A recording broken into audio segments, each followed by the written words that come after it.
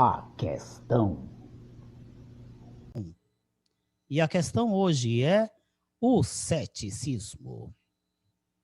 Nós já havíamos iniciado o ceticismo na aula passada, quando fizemos uma contraposição dele com o dogmatismo. Foi dito que o cético é aquele cara que normalmente acha que não é possível atingir-se o conhecimento das coisas, ao contrário do dogmático, que crê que é possível. Quando nós falamos em conhecimento, nós precisamos distinguir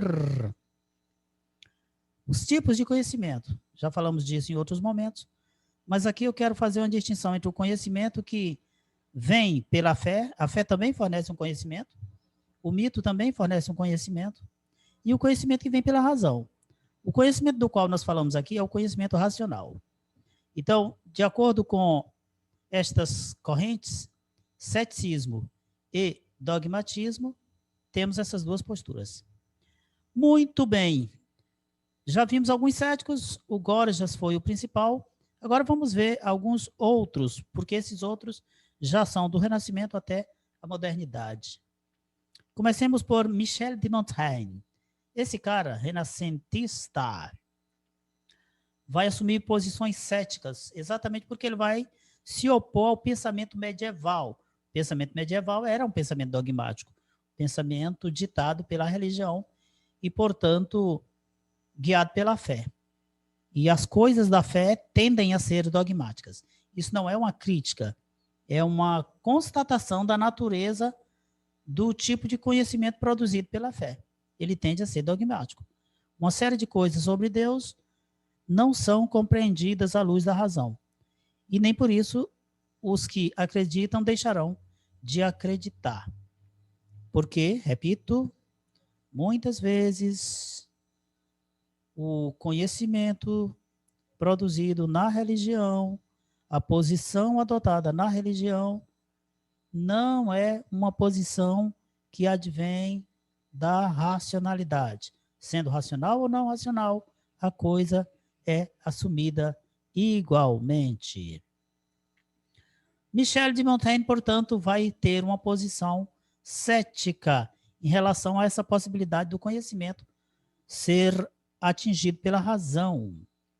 Ele fez uma reflexão sobre as influências sociais e pessoais, percebeu que nas diversas sociedades existe uma relativização da verdade, ou mesmo no confronto entre essas diversas sociedades. Alguns vão dizer que verdade é isso, outros vão dizer que é aquilo, uns aceitarão certas produções de conhecimento, outros não aceitarão. E no final das contas é bem difícil dizer quem tem razão, quem não tem, quem está certo, quem está errado.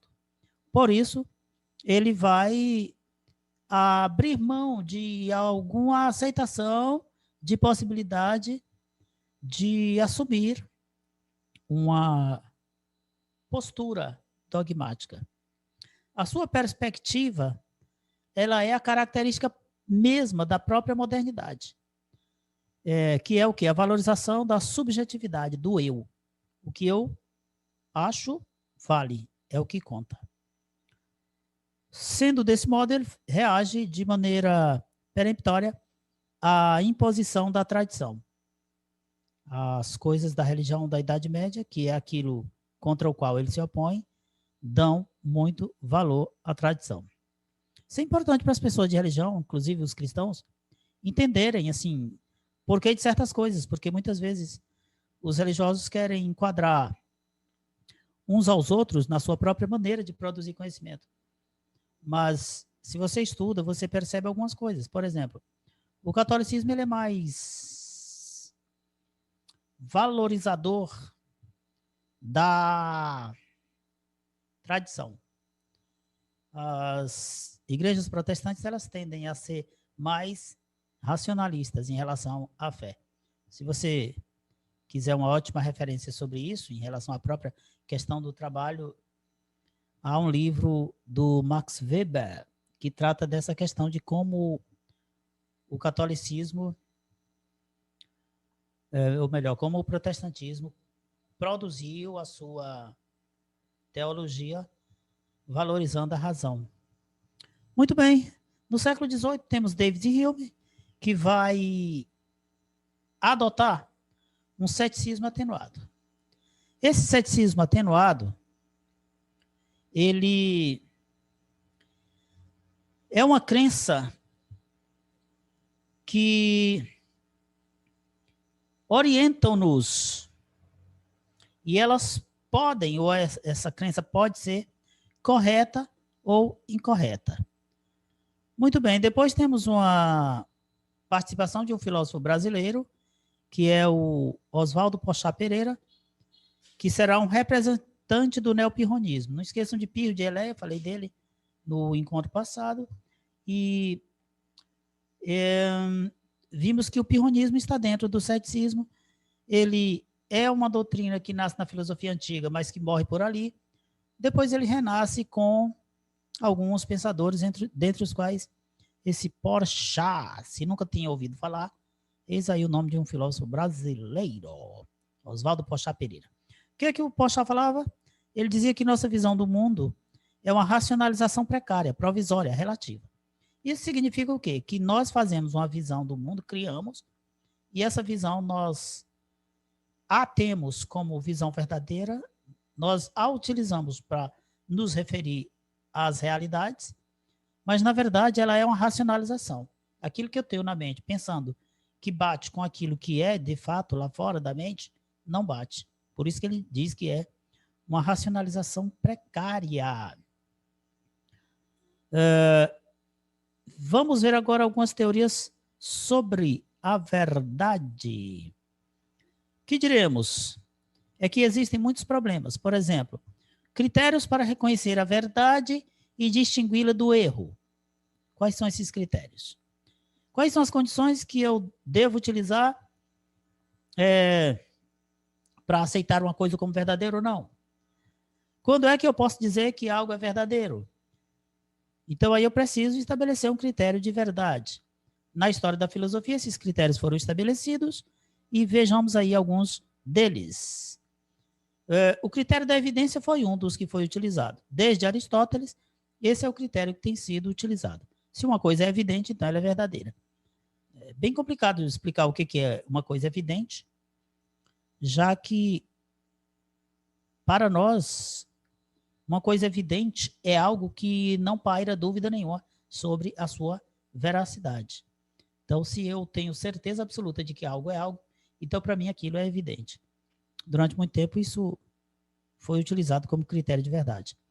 E eu sei que vocês poderão repensar a vida de vocês e muitas coisas que vocês viram por aí e averiguarão que isso ainda é utilizado. Quando a pessoa vai dizer se uma coisa é verdadeira ou não, o que ela vai alegar muitas vezes é se ela tem convicção daquilo. Se ela diz, não, uma coisa é verdade, eu tenho certeza, como se a certeza dela garantisse a veracidade da coisa. Então, porque para ela é evidente, ela acha que é verdadeira. Então, esse critério da evidência em Aristóteles é a correspondência entre uma proposição e um fato da realidade. Não esqueça que proposição é sempre algo que eu digo, que eu afirmo. Sempre que eu afirmo algo de uma coisa qualquer, de uma realidade qualquer, se aquilo que eu afirmo bate com a realidade, aí eu tenho uma verdade. E aí está utilizado o critério da evidência. Com Descartes, a evidência será, pelo menos a evidência primeira, a realidade do próprio pensamento. Então, se eu penso, então eu existo. O que pensa, existe. O critério, então, passa a ser o pensamento. Aquilo que é pensado, existe. Aquilo que é pensável, provavelmente existe. A teoria da correspondência será também um outro critério de verdade. Os adeptos dela existem ainda hoje. E eles defendem que, para que uma coisa seja verdadeira, é preciso que o que eu digo corresponda a uma existência externa da minha mente. Se eu falo algo sobre um determinado objeto, se aquele objeto não está só em minha mente, mas está fora dela, então o que eu digo é verdade. Mas essa teoria da correspondência, ela sofre muitas críticas. E por quê?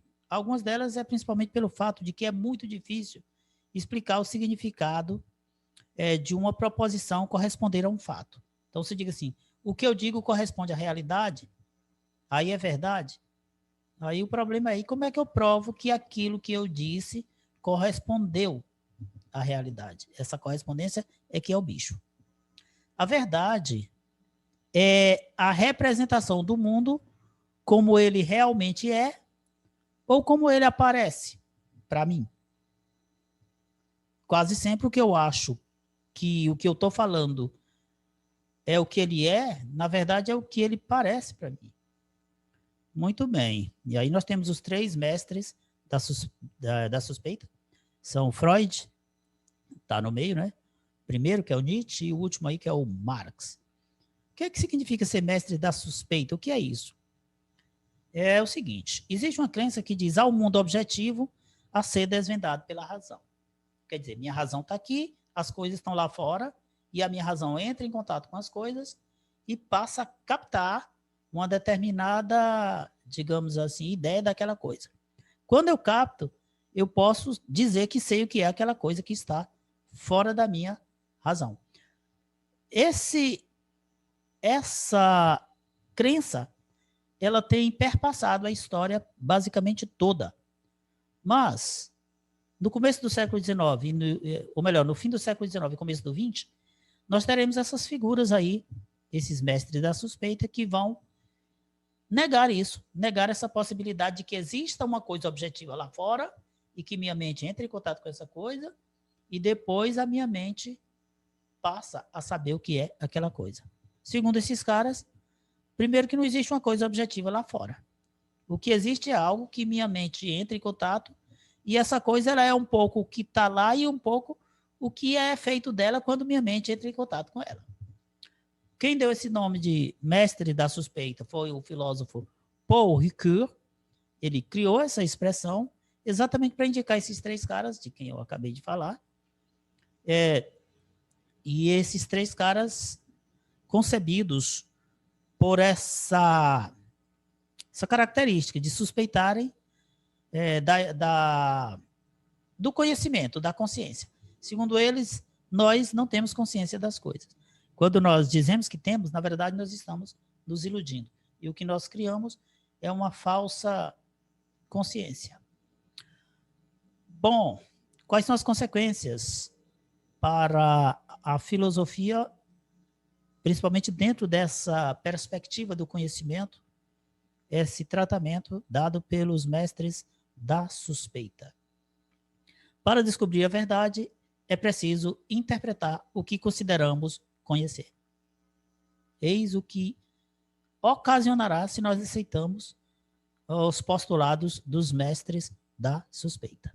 Não há um conhecimento que é feito de uma coisa objetiva lá fora.